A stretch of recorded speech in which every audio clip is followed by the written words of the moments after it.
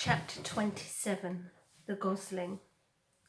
Something was happening inside the goose egg. Tap, tap, tap, tap, tap, tap, tap, tap. Crunch! A tiny bill poked through the eggshell, peeped once, and then continued crunching away. The hole grew bigger and bigger, and then, like a robot breaking from a crate, the hatchling pulled himself out into the world. He lay quietly in his nest with his eyes closed, surrounded by chips of broken shell. And when his eyes slowly winked open, the first thing he saw was the robot looking back. "Mama! Mama!" peeped the gosling. "I am not your mother," said the robot. "Mama! Mama!"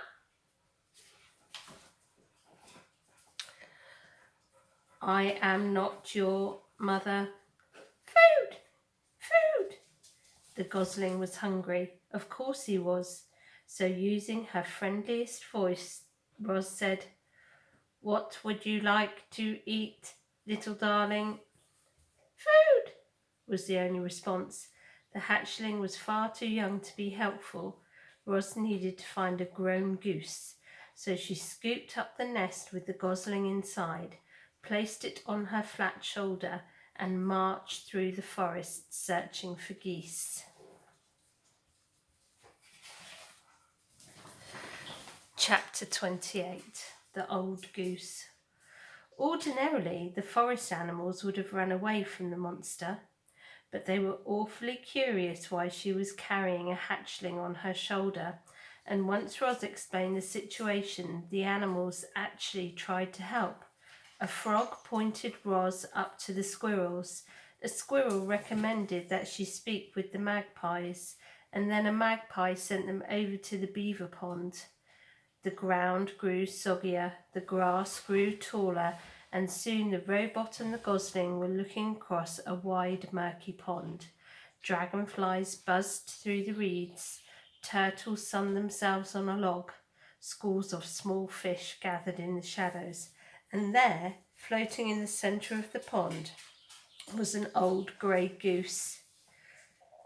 "A very good morning to you," the robot's friendly voice boomed over the water. "I have an adorable little gosling with me." The goose just stared. "I am in great need of your assistance," said Roz. "Actually, the gosling is in great need of your assistance." The goose didn't move. "Food!" peeped the gosling. "Food! Food!" That tiny voice was more than the old goose could bear, and she began gliding across the pond and squawking to the robot. "What are you doing with that hungry hatchling? Where are his parents?" "There was a terrible accident," said Roz. "It was my fault. The gosling is the only survivor." "If there was a terrible accident, why does your voice sound so cheerful?" The goose flapped her wings. "Are you sure you didn't eat his parents?" "I am sure I did not eat his parents," said Roz, returning to her normal voice. "I do not eat anything, including parents." The goose squinted at the robot. Then she said, "Do you know who his parents were?" "I do not know."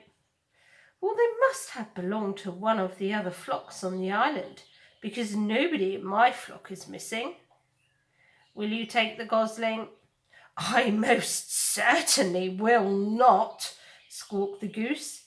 "I can't take in every orphan I see. You say this is your fault. It seems to me that it's up to you to make things right." "Mama, Mama," peeped the gosling.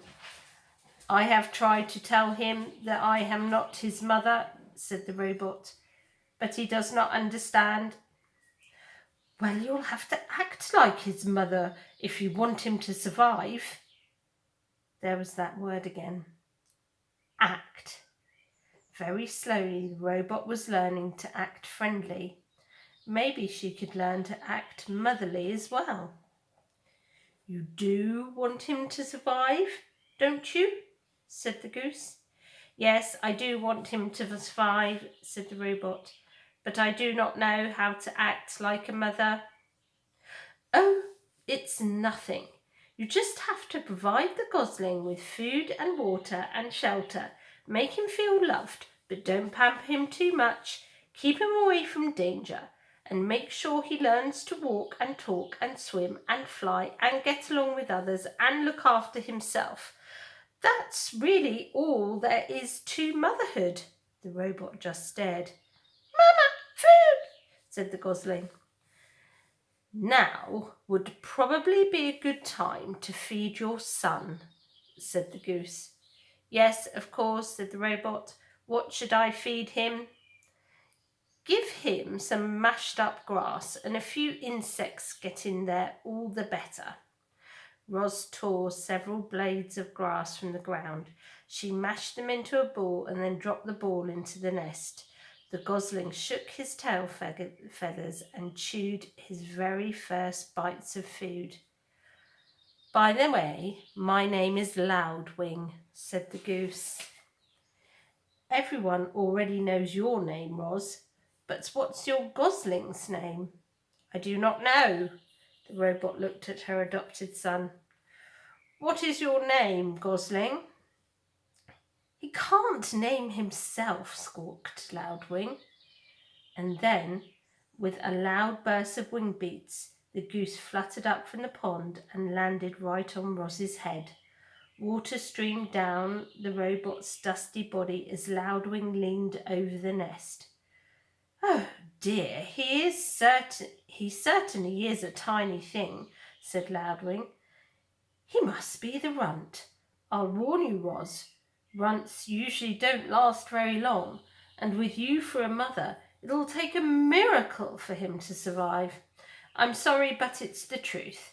However, the gosling still deserves a name. Let's see here. His bill is an unusually bright colour. It's actually quite lovely. If I were his mother, I'd call him Bright Bill. But you're his mother, so it's up to you.